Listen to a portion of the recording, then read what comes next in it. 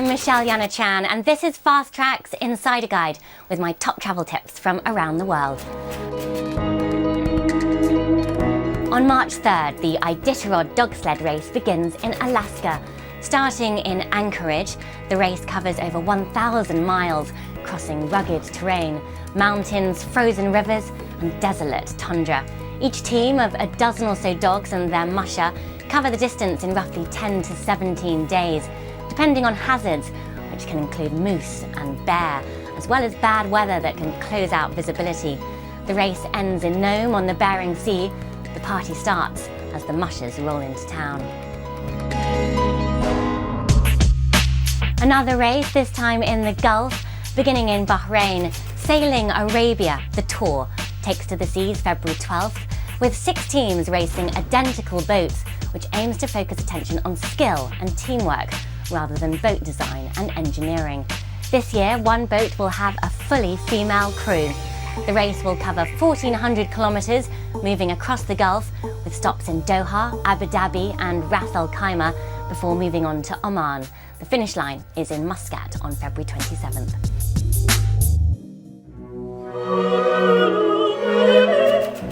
And staying in the Omani capital, don't miss the new Royal Opera House Muscat, which boasts stages for musical, theatrical and operatic productions. A new season's just begun. Coming up is classical music, ballet, tango and jazz. The Great Arabic Songbook, conducted by Palestinian Nabil Azam, will chart the classics on February 7th. And a month later, on March 6th, listen out for classical drummers from Oman and Japan who will take to the stage together to perform exhilarating rhythm.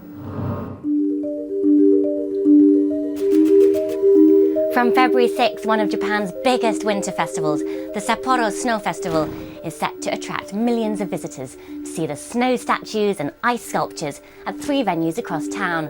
Odori Park is the main festival site, where grand architectural installations, all built of snow and ice, are illuminated after dark. And on March 11th, the nation will be commemorating 1 year since the day when the powerful tsunami swept across swathes of eastern Japan. It's also approaching a year since the bombing of a cafe in Marrakesh's celebrated square, Jemaa El Fna. And although the site is still in ruins, the tourists are coming back. Yeah, I was really upset when I heard that, because you don't think that will happen in a place like this.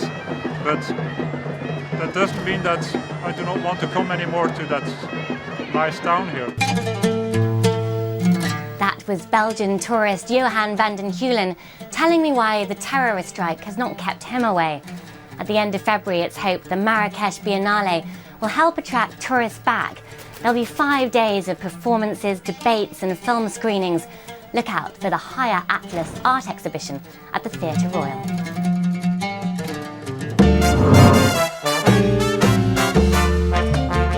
Where to spend Carnival this year?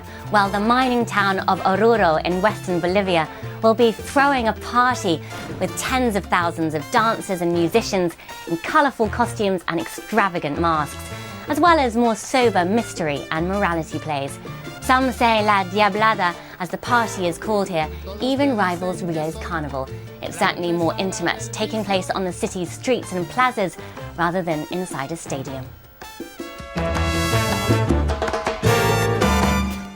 Thanks for checking in with my Insider Guide this month. Until next time, happy travelling.